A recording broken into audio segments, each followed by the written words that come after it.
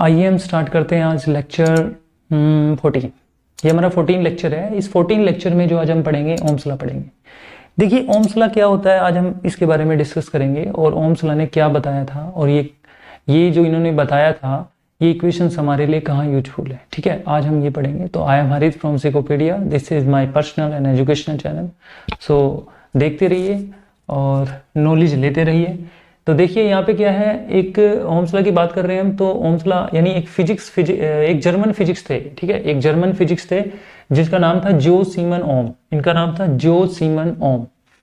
अच्छा, इन्होंने 1827 में ये पाया था, एक रिलेशन पाया था और इन्होंने एक्सपेरिमेंटली एक रिलेशन पाया कि भाई किसी कंडक्टर के अंदर जो करंट फ्लो करता है और जो पोटेंशियल डिफरेंस जिस कंडक्टर के एंड पर पोटेंशियल, जैसे मान ली इन्होंने क्या किया, एक सर्किट लिया, इस सर्किट में इस कंडक्टर के अक्रॉस जो पोटेंशियल डिफरेंस था और इसमें जो करंट फ्लो कर रहा था, उन दोनों में रिलेशन बताया था इन्होंने। एक्चुअल में ये एक्सपेरिमेंटली उन्होंने V यानी पोटेंशियल डिफरेंस, I मतलब करंट, इनके बीच में एक रिलेशन बताया था।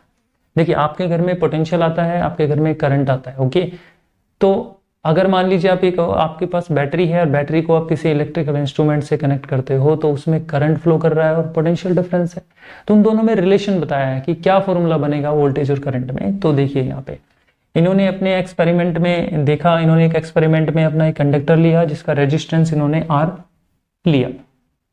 ये R कुछ भी हो सकता स्पेसिफाई, उस टाइम पे उन्होंने एक्सपेरिमेंटली कोई भी रेजिस्टेंस लिया होगा, 60 ओम, 80 ओम, 10 ओम, कुछ भी लिया होगा। तो हमने यहाँ पे R रेजिस्टेंस माना है और ये कंडक्टर के एंड्स A और B को हमने बैटरी के साथ पॉजिटिव को A से और नेगेटिव को B से। बैटरी की जो पोटेंशियल डिफरेंस है वो V ली और यहाँ पे देखिए इसके एंड के अक्रॉस, इस कंडक्टर के एंड के अक्रॉस हमने यहाँ पे वोल्टमीटर जोड़ा है। वोल्टमीटर, देखिए वोल्टमीटर जो है पोटेंशियल डिफरेंस को मेजर करता है। तो पोटेंशियल डिफरेंस को मेजर करने के लिए इसका पॉजिटिव टर्मिनल बैटरी के पॉजिटिव से, नेगेटिव टर्मिनल बैटरी के नेगेटिव से। याद रखिए इसको वोल्टमीटर को इसके कंडक्टर के पैरेलल इसलिए भी जोड़ा है कि वोल्टमीटर किसी कंडक्टर या किसी इंस्ट्रूमेंट का पोटेंशियल डिफरेंस मेजर करता है, वो भी दो पॉइंट के बीच। तो इसके एंड के अक्रॉस कितना पोटेंशियल डिफरेंस है ये वोल्टमीटर मेजर करेगा। ये पैरेलल में जोड़ा जाता है और एक इस सर्किट में यहाँ एमीटर लगाया है। एमीटर किसी सर्किट में हमेशा सीरीज में जोड़ता है। तो देखिए जो करंट इसमें फ्लो करेगा, जो इस कंडक्टर में करंट फ्लो करेगा, इस कंडक्टर के अंदर एक्चुअल में मान लीजिए I करंट फ्लो कर रहा है, I। तो इसमें जो करंट I फ्लो कर रहा है, इसमें जो करंट I फ्लो कर रहा है उसको मेजर करने के लिए यहाँ पे आपके पास एमीटर जोड़ा गया है। तो जो एमीटर होता है वो सीरीज में जुड़ता है, तो सीरीज में हमने यहाँ पे जोड़ा हुआ। यहाँ पे की लगाई हुई है ऑन ऑफ के लिए। ओके, तो इन्होंने जो हमारे फिजिक्स थे ये जो सीमन ओम्स, इन्होंने 1827 में एक एक्सपेरिमेंट किया। उस एक्सपेरिमेंट में इन्होंने देखा कि इस कंडक्टर के अक्रॉस जो करंट फ्लो कर रहा है, देखिए इसमें जो करंट फ्लो कर रहा है, वो डायरेक्टली प्रोपोर्शनल पाया गया V के। मतलब ये कि इस कंडक्टर में से जितना करंट पास किया गया इसका पोटेंशियल डिफरेंस उतना ही ज्यादा आता है। मतलब जितना ज्यादा करंट पास करोगे तो इसके एंड के अक्रॉस उतना ही पोटेंशियल डिफरेंस ज्यादा आ जाता है। जितना करंट ज्यादा पास करोगे पोटेंशियल डिफरेंस वोल्टमीटर में ज्यादा पाया गया, यानी इस एंड के अक्रॉस पोटेंशियल डिफरेंस ज्यादा मिला। अगर यहाँ पे करंट कम पाया गया, यानी करंट धीरे धीरे कम हो रहा है, तो पोटेंशियल डिफरेंस भी इस एंड के अक्रॉस कम हो रहा था।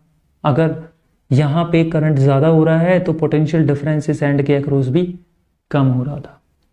यानी ज्यादा करंट होगा तो पोटेंशियल डिफरेंस भी इस एंड के अक्रॉस ज्यादा होगा। अगर मान लीजिए करंट कम फ्लो करेगा तो पोटेंशियल डिफरेंस भी इस एंड के अक्रॉस कम होगा। तो इन्होंने ये पाया। तो जो करंट फ्लो कर रहा है इस कंडक्टर में वो डायरेक्टली प्रोपोर्शनल है इस एंड के, इस कंडक्टर के अक्रॉस जो है पोटेंशियल डिफरेंस इन एंड के, उसके डायरेक्टली प्रोपोर्शनल। इस इक्वेशन को एक्चुअल में आप ऐसे भी लिख सकते हो, V directly proportional to I, right. इसको ऐसे भी लिखा जाता है। फिर इन्होंने कहा कि जो V है वो डायरेक्टली प्रोपोर्शनल टू I है। इस प्रोपोर्शनलिटी को रिप्लेस करके इन्होंने एक कांस्टेंट टर्म्स यूज की जिसे रेजिस्टेंस कहते हैं, कांस्टेंट कहते हैं। तो देखिए ये जो R है, प्रोपोर्शनलिटी हटाई, इक्वेशन को बैलेंस करने के लिए कांस्टेंट यूज किया R क्या है, कांस्टेंट। R क्या है यहाँ पे, कांस्टेंट टर्म। ये कांस्टेंट टर्म से भी कांस्टेंट, जिसको क्या कहा जाता है, it is also called resistance. इसको एक्चुअल में रेजिस्टेंस कहा गया। कि भाई ये जो आर कांस्टेंट है ये एक इलेक्ट्रिकल रेजिस्टेंस है, जो हमने ये रेजिस्टेंस वो लिया गया जो इस कंडक्टर का पहले कंसिडर किया गया था या फिर फिक्स लिया गया था, जो भी लिया गया था यहाँ पे वो रेजिस्टेंस है। तो इन्होंने देखा कि यहाँ जितना करंट इस कंडक्टर के अंदर फ्लो कराते हैं उसकी पोटेंशियल डिफरेंस भी उतनी ही ज़्यादा होती है, लेकिन ये रेजिस्टेंस इस कंडक्टर का चेंज नहीं होता। सबसे बड़ी बात इनका, जब इन्होंने V और I के बीच में रिलेशन बताया तो इन्होंने कहा यहाँ करंट कितना ही फ्लो करा दीजिए आप, इसका पोटेंशियल डिफरेंस उसके हिसाब से बढ़ जाएगा। करंट जितना कम करोगे इस कंडक्टर में कम फ्लो कराओगे, पोटेंशियल डिफरेंस एंड के अक्रॉस भी कम हो जाएगा, लेकिन इस कंडक्टर का रेजिस्टेंस चेंज नहीं होगा, कांस्टेंट रहेगा, ये इलेक्ट्रिकल रेजिस्टेंस कांस्टेंट रहेगा। लेकिन देखो इसमें एक बात देखी गई कि जब भी आप ये एक्सपेरिमेंट करोगे, जब बताओगे कि current flow in the conductor is directly proportional to the potential difference across the end of the conductor, तो उस दौरान जो वहाँ का टेम्परेचर होगा, वहाँ का प्रेशर होगा, वहाँ का जो फिजिकल कंडीशंस होगी जहाँ पे भी आप कर रहे हो वो कांस्टेंट रहनी चाहिए। ध्यान रहे वो कांस्टेंट रहनी चाहिए। क्या रहनी चाहिए? कांस्टेंट। तो यहाँ पे देखिए, यहाँ पे समझने की कोशिश कीजिए कि यहाँ पे इसकी स्टेटमेंट क्या होगी, जो ओम्स लॉ था उसकी स्टेटमेंट्स क्या होगी। तो इसकी स्टेटमेंट आपको याद रखनी है, जो हमने यहाँ पे मैथमेटिकली लिखा वही यहाँ पे देना है। तो स्टेटमेंट देखो क्या थी, इट स्टेट दैट, देखिए पढ़िए इसको, it states that current flowing through conductor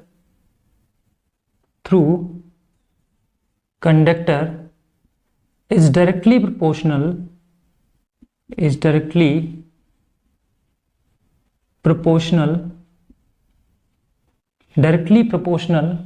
potential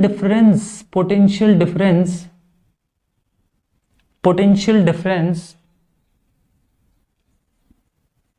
ends of the conductor।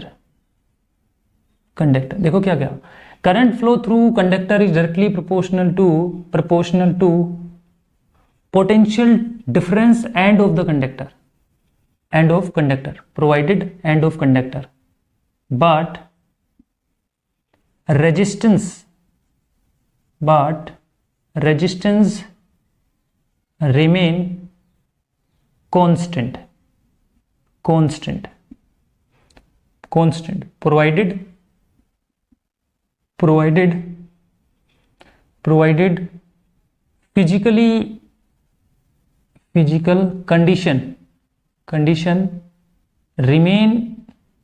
physical condition always same। या आप यहां पे ये कह सकते हो physical condition should be unchanged। यहाँ पे जो फिजिकल कंडीशन है, जैसे कि हम लिख सकते हैं सच एज आप फिजिकल कंडीशन में दे सकते हो, जैसे कि टेम्परेचर है वो चेंज नहीं होना चाहिए, जो टेम्परेचर है वहाँ का वो चेंज नहीं होना चाहिए, जैसे प्रेशर है वो चेंज नहीं होना चाहिए। इस तरह से यहाँ पे हम ये कहने की कोशिश कर रहे हैं कि इन्होंने कहा था कि जो फिजिकल कंडीशन है, जहाँ पे ये एक्सपेरिमेंट कर रहे हो कि भाई करंट जो फ्लो करा रहे हो किसी कंडक्टर में और वो उसकी पोटेंशियल डिफरेंस, उसके एंड के पोटेंशियल डिफरेंस के डायरेक्टली प्रोपोर्शनल आ रहा है, तो ध्यान रहे वहाँ का टेम्परेचर, इस एक्सपेरिमेंट जहाँ हो रहा है वहाँ पे टेम्परेचर, प्रेशर और भी अब जैसे एयर फ्रिक्शन, ये वहाँ पे क्या अनचेंज होना चाहिए, वो कैसा रहना चाहिए, वहाँ पे सेम रहना चाहिए। तब आपके पास ये इक्वेशन जो है अच्छी तरह से वैलिड होंगी, तो आपको ये ध्यान रखना है। तो स्टेटमेंट में देखो क्या कहा, it state that current flowing through conductor is directly proportional to potential difference ends of the conductor, but resistance remain constant provided physical conditions should be unchanged such as temperature, pressure, etc. This is the statement of Ohm's law।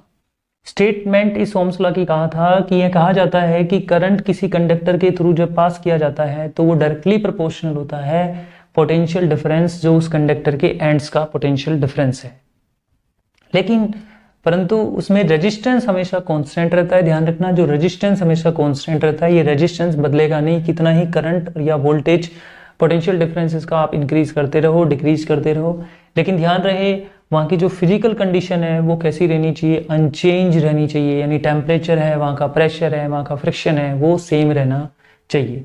ये हमें यहाँ पे ध्यान रखना है। अब यहाँ पे देखिए एक हम इम्पोर्टेंट बात करने की कोशिश करेंगे कि यहाँ पे ये जो ओम्स लॉ है इसने कहा कि V बढ़ेगा तो I भी बढ़ेगा। अब आप करंट जितना ज़्यादा फ्लो कराओगे तो यहाँ पे पोटेंशियल डिफरेंस भी ज़्यादा होगा। तो यहाँ पे एक ग्राफ पूछा जाता है,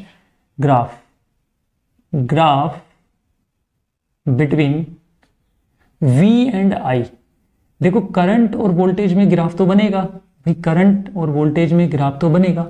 तो ओम्स ने एक ग्राफ बनाया और कहा कि आप कह रहे हो कि करंट फ्लो करेगा, इसमें करंट जो फ्लो करेगा वो डायरेक्टली प्रोपोर्शनल होगा वोल्टेज के, यानी वोल्टेज बढ़ी तो करंट भी बढ़ा। तो इन्होंने एक ग्राफ बनाया और इस ग्राफ में इन्होंने एक्स एक्सिस के अलोंग तो करंट लिया जो कि एम्पियर में लिया, और जो यहाँ है पोटेंशियल डिफरेंस, जो पोटेंशियल डिफरेंस है, आप इसको शॉर्ट में लिखेंगे, पोटेंशियल जो डिफरेंस है जिसे हम V कहते हैं, इसको इन्हें वोल्ट में लिया और देखा करंट जितना बढ़ रहा है तो वोल्टेज भी उतनी बढ़ रही है। तो ये इसके डायरेक्टली प्रोपोर्शनल लिया गया, डायरेक्टली प्रोपोर्शनल। देखिए ये क्या है, डायरेक्टली प्रोपोर्शनल। इस ग्राफ को देखिए, करंट और जो पोटेंशियल डिफरेंस है, वोल्टेज है, इनके बीच जो ग्राफ बना वो कैसा है, डायरेक्टली प्रोपोर्शनल। क्योंकि ये डायरेक्टली प्रोपोर्शनल है तो यहाँ पे कॉमन क्या है, रेजिस्टेंस, कांस्टेंट क्या है, रेजिस्टेंस। तो रेजिस्टेंस जो है यहाँ पे कांस्टेंट है। तो ये जो ग्राफ है वोल्टेज और करंट के बीच, कैसा आएगा, स्ट्रेट लाइन ग्राफ। आप बोलोगे इसको स्ट्रेट लाइन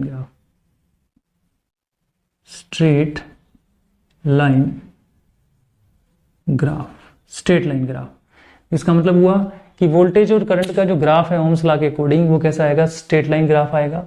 क्योंकि करंट और वोल्टेज एक दूसरे के डायरेक्टली प्रोपोर्शनल है, यानी करंट बढ़ेगा तो वोल्टेज भी बढ़ेगी, करंट बढ़ेगा तो वोल्टेज भी बढ़ेगी। इस तरह से यहाँ पे देखा गया, तो स्ट्रेट लाइन ग्राफ आएगा।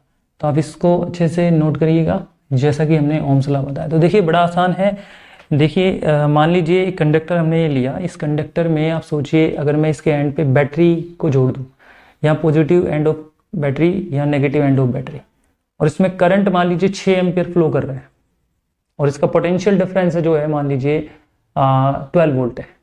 तो मैंने क्या किया, इसका पोटेंशियल डिफरेंस, अब बैटरी मैंने 2 लगा दी यहाँ पे, तो यहाँ पे मान लीजिए 24 वोल्ट अप्लाई कर दिया इस बैटरी के एंड पे, तो इसमें जो करंट फ्लो करेगा वो ज़्यादा हो जाएगा। अब मैंने 3 बैटरी लगा दी तो मान लीजिए 3 बैटरी लगा ली तो ये 30 वोल्ट हो गया। मान लीजिए 30 वोल्ट, पहले मैंने 12 वोल्ट बैटरी लगाई थी, अब मैंने पोटेंशियल डिफरेंस बैटरी के थ्रू 24 दे दिया। अब मैं मान लीजिए 30 वोल्ट पोटेंशियल डिफरेंस इस एंड के अक्रॉस दे रहा हूँ। तो जितनी पोटेंशियल डिफरेंस इस एंड के मतलब आप अक्रॉस दोगे, उतना ही करंट इसमें जो फ्लो करेगा वो बढ़ता जाएगा। लेकिन देखिए एक अच्छी बात ये है, करंट बढ़ने से और वोल्टेज बढ़ने से इसका जो रेजिस्टेंस है, मान लीजिए 6 ओम, 8 ओम, 9 ओम, जो भी हो, एक पार्टिकुलर इसका खुद का रेजिस्टेंस होगा, वो बढ़ेगा नहीं ना घटेगा, वो ना तो बढ़ेगा ना ही घटेगा। यही चीज जो इन्होंने बताई थी उसी को बोलते हैं ओम्स लॉ। उन्होंने ओम्स लॉ से रिलेटेड देखिए आपके 10th क्लास में एक एक्सपेरिमेंट आता है और इसके बेस पे आपका एक सबसे ज्यादा नंबर का ओम्स लॉ की स्टेटमेंट है और मैथमेटिकल फॉर्म है, इसका ग्राफ है, इनमें से क्वेश्चंस बनता है। तो आप इसको अच्छे से करना चाहिए, तो इसको ध्यान से नोट करिएगा।